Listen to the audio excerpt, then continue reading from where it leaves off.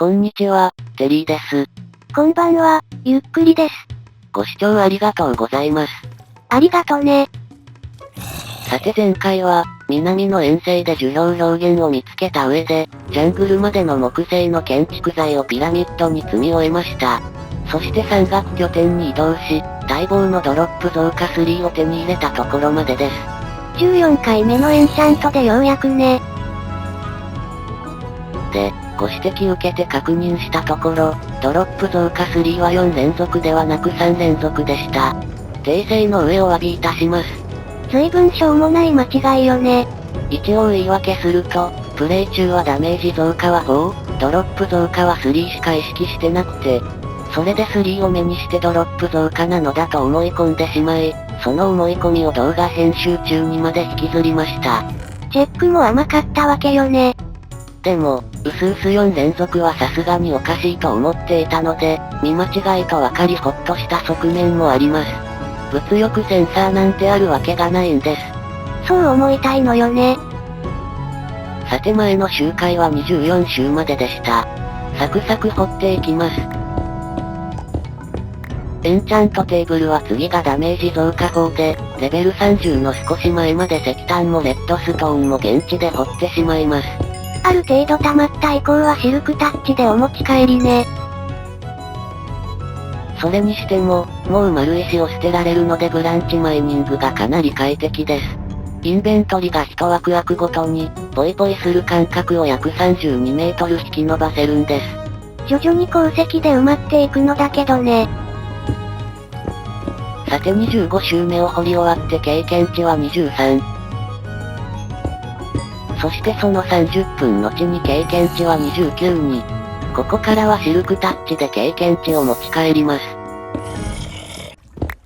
というわけで26周目まで掘り終わりました。あっさり風味ね。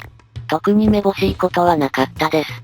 ただ、全鉱石を採掘するブランチマイニングもたまにはいいなと思いました。なんなのその感想文は。さて拠点に戻って早速、持ち帰り鉱石と精錬で30に貯めて、この日のために取っておいた、序盤の頃に使い潰した無印の剣を用意。ノックバックなどがついたらタンスの肥やしになるものね。もう一回ダメージ増加法を出す羽目になるのは勘弁です。きたー。前回山岳拠点についてから苦節3時間と20分、剣のエンチャントは揃いました。採掘で経験値稼ぎしてたから長かっただけよ。さて、剣の合成はすぐには行いません。今はコストを確認するだけです。ということは、よく出してまだレベル30のエンチャントをするの？はい。このせっかく手にした剣をロストしないよう、私が死なない程度のエンチャント防具が必要なんです。あと死なないためには弓も強化した方が良くて、ちょうど来ました。なお、今回は予告通りにブランチマイニングは控えめにするつもりです。なので防具のエンチャントは、まあまあのものでも採用する所存です。完璧求めると時間かかるものね。さてその後、今後のツルハシの合成や修理計画を悩みました。今手持ちの採掘用ツルハシの修理を考えるだけでなく、近々メサでの型焼き粘土採掘用に、効率強化5も必要です。どのツルハシを合成しようか。で、プレイの合間に型焼き粘土へのツルハシ使用数を計算しました。型焼き粘土はガラスのすぐ上に、5層置きに積み込む予定ですので、合計すると1万ブロックちょっと、思ったより多くなかったです。十分多いわよ。耐久力3のツルハシを使えば修理1回で済みます。というわけで、修繕コストが上がりすぎてないツルハシを合成に回せばいいだけです。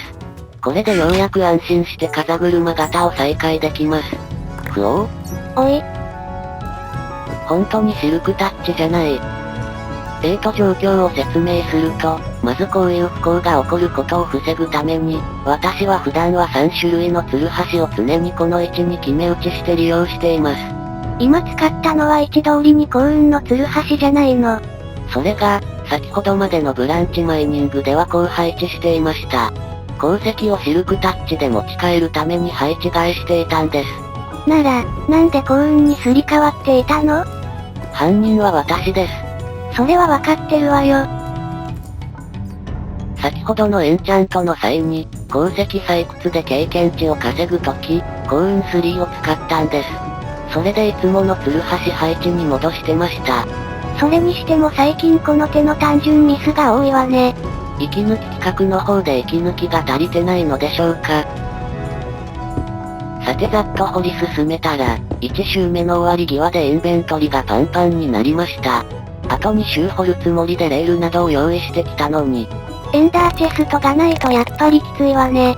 今回のブランチマイニングは控えめの控えめでここで断念です。ただ結果的には、この1周分だけで経験値が足りてしまいました。新たにダメージ軽減4のチェストプレートとレギンスをゲットです。防具エンチャントは狙ったのがまあまあで安いかしらね。さてこれでしばらくレベル30エンチャントは行いません。修繕や合成に経験値を回せます。で、このタイミングで型焼き粘土用の効率強化5も作っておきました。さてそろそろ山岳拠点からおさらばの頃合いですが、ゾンビ肉は持って帰るべきか悩みます。絶対いらないわよ。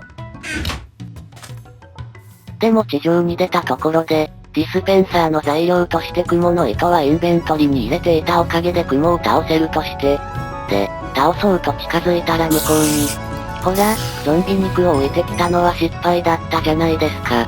放置したらいいでしょ。うおー、罠だったのか。ゾンビ肉の餌で引っかかるのはどうなのよ。ちょうど良い機会だったので、50メートルスナイパー実績を狙うことにしました。やったか？つまりやってなかったのね。さすが装備付きスケルトン、硬いです。で、どうも2回戦の初段で倒せたようですが、実績解除されずじまいです。これでもまだ距離が足りなかったようです。さて肝心のドロップ品ですが、ここに置いておけば次に山岳拠点に来るとき必ず通ります。捨てられない病がゾンビ肉以外に広がっているわよ。さて、ピラミッド拠点に戻ってきました。レッドストーンブロックは山岳拠点備蓄のものと合わせ、17スタックほどになりました。建築材としては十分な数ね。ただし材料にレッドストーンを使う建築材は他にもあって、まだ集めきったか微妙なところです。さてアイテム整理を終えたところで、決断しないとなりません。取引しに闇の村に行くべきか、ネザー要塞にブレイズロッドを取りに行くかです。エンダーチェストを作り直さないとならなかったわね。今、経験値が4まで減っているので、エンドラ討伐で経験値を稼ぐ手頃な頃合いでもあります。ここはごっそりエンダーアイを量産するため、ネザーに行く一択でしょう。まあ、すぐに行くのは怖いのでガラスの準備をしておきます。ガラスの量は型焼き粘土とほぼ同量が必要ですから、64連装のかまどで2回半ほど精錬する必要があります。精錬経験値もごっそり入るわね。レンガの精錬の時にはまだ不手際があったものですが、その経験を活かし、今回は64連装を同時に回すことに成功しました。それはどうでもいいわよ。さてでは、ネザーゲートを直してネザーに特攻です。今まであんなに行くのを嫌がっていたのに、随分素直ね。エンチャント防具と上位の金リンゴ、それに強力な剣と弓があるので気持ちはだいぶ楽なんです。そしてさらにもう一つ、ガラス精錬でいつでも経験値を稼ぎ、またエンチャントができる状況を作ったのも安心材料です。つまり死んでも安心ということね。さてネザー要塞への行きがけは、マグマクリームを補充しようとしたらガストに襲われた程度のことが起きたくらいで、無事にネザー要塞に到着しました。油断しないように急ぎます。そういえば、前に焼け死んでからアイテム回収まだだったわね。そして、ここです。通常世界とは別物のごとくの、流れの素早い溶岩がネザーランキング2位の強敵です。ランキング1位はやっぱりゾンビピックマンよね。ブレイズは残念ながら下の方です。エンチャント防具を固めていたら大した敵ではありません。さて記憶の限りでは、天井の溶岩の出所さえせき止めれば。あれ減ってきました。耐火ポーションがあったら楽なのにね。あいにくとまだ醸造台の材料すらありません。と、防具の一部は回収できたようです。さてアイテム回収結果ですが、ダメージ軽減包括水中歩行3のブーツの回収成功です。これは大きい。今履いているブーツは飛び道具耐性なので、すぐ履き替えます。エンチャント弓も回収できていたわね。射撃ダメージ増加数ですが、エンドラ討伐の初陣の際には使い捨てに適しています。まあ一度は死ぬものね。さて、ネザーウォートすら見つけずに長いは無用でネザーからおさらばします。欲を出したら死ぬ、それがネザーです。それはテリーのプレイスキルのせいよ。夜。まあすぐに寝れば大丈夫。そして、無事にエンダーチェストを再作成できました。あら、手持ちのエンダーパールは14個になるわね。ジエンドポータルを開くには足りないかもしれません。さて今回はここまでです。そして次回ですが、今まで決めかねていた建築材をようやく決めました。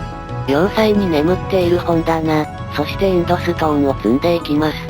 つまりようやくジエンド攻略に動き出すのね。懸念材料として本棚が15スタック見つかるか、エンダー愛が足りるかが不明ですが、まあ行ってみてからのお楽しみということで、次回も頑張っていきます。あと、死んでなお気力が持つかが鍵ね。それではまたね。バイバイ。